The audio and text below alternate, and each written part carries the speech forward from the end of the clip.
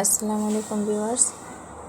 আজকে আমি অল্প মাংস রান্না করব, যেহেতু আমরা মামি তিনজন। রমজানের দিনে বেশি তো খাওয়াই হয় না, তার জন্য এখানে দিয়ে দিলাম তেল, এর মধ্যে দিয়ে দিলাম রসুন বাটা।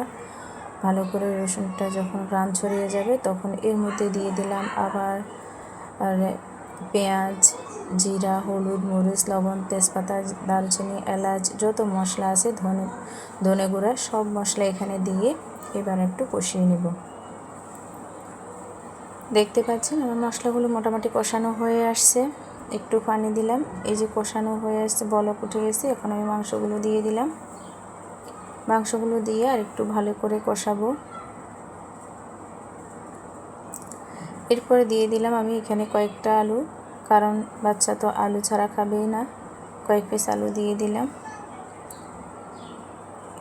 এই তো দেখতে পাচ্ছেন আমার রান্না মোটামুটি প্রায় শেষের দিকে। এই যে কষানো হয়ে গেছে, আলু মোটামুটি সেদ্ধ হয়ে আসছে, মাংস সেদ্ধ হয়ে আসছে। সামান্য পানি দিয়ে দিলাম।